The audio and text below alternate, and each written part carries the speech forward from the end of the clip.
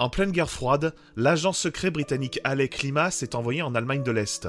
Pour passer le rideau de fer en toute discrétion, l'espion feint d'avoir été renvoyé de ses fonctions. Se présentant comme un alcoolique dépressif, il parvient à se faire embaucher dans une bibliothèque. Là, il fait la connaissance d'une jeune communiste, Nancy Perry. Après un séjour en prison, il est contacté par un agent des services est-allemands. Sa mission consiste à poser une souricière afin de confondre un certain Munt, haut gradé de l'espionnage est-allemand, en apportant des preuves de sa trahison à Fiedler, son adjoint. Ce récit d'espionnage constitue L'espion qui venait du froid, réalisé par Martin Ritt. C'est un classique du cinéma américain de 1965 qui ressort actuellement en édition DVD Blu-ray. Adapté d'un roman de John le Carré, le film se présente comme un anti-James Bond. Froid, réaliste, désabusé et réfutant le manichéisme, le regard de la figure de l'espion est aux antipodes d'un traitement hollywoodien, glamour et romancé. Dès les premières minutes, bercé par la musique profondément triste de Sol Kaplan, le film montre l'envers désespéré d'un monde déchiré par la guerre froide. Deux idéologies s'affrontent, mais les méthodes pour gagner sont les mêmes, violentes, brutales et sans pitié, quitte à se salir les mains. Les agents secrets ne sont pas des avions, ils n'ont pas d'horaire fixe. On vous a pas appris ça à la CIA? Ils se sauvent. Monde est à ses trousses à l'heure qu'il est. Alec Limas ne se fait pas d'illusions sur le sens de son utilité. Il est un barbouze caché sous un titre de fonctionnaire pour remplir les plus basses besognes, préservant ainsi une paix illusoire. L'acteur Richard Burton, très charismatique, dégage énormément de nuances émotionnelles dans sa mélancolie. Son parcours nous fait perdre le sens des réalités. Sommes-nous dans son quotidien ou dans un énième faux-semblant calculateur qui cache des intentions précises?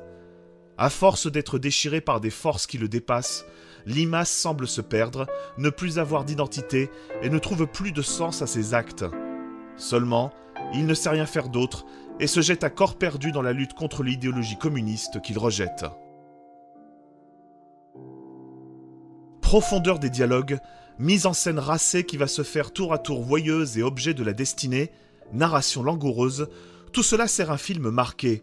Il affiche un style raffiné, intelligent et saisissant autant dans ce qu'il raconte que ce qu'il fait ressentir.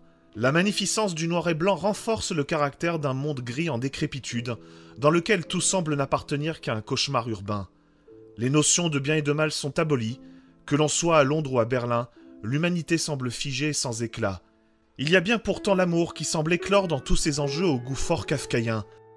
Limas pourrait, dans son ultime effort, trouver le chemin d'une rédemption, d'un apaisement, d'un équilibre. La dernière séquence, fortement symbolique, en plein mur de Berlin, dont une parcelle est drapée d'un mouchoir blanc, est sans appel. Le seul repos est celui de déposer les armes. L'espion qui venait du froid est un film passionnant, haletant, émouvant, et qui dépasse son époque pour trouver un écho plus contemporain. La manipulation et l'usurpation d'identité des espions se ressent de manière plus générale. L'individu est écrasé et doit se délivrer d'une existence machinale, implacable, obscure. Un grand classique à revoir, unique en son genre, à compléter avec une autre excellente adaptation de John le Carré, La taupe de Thomas Alfredson, datant de 2011.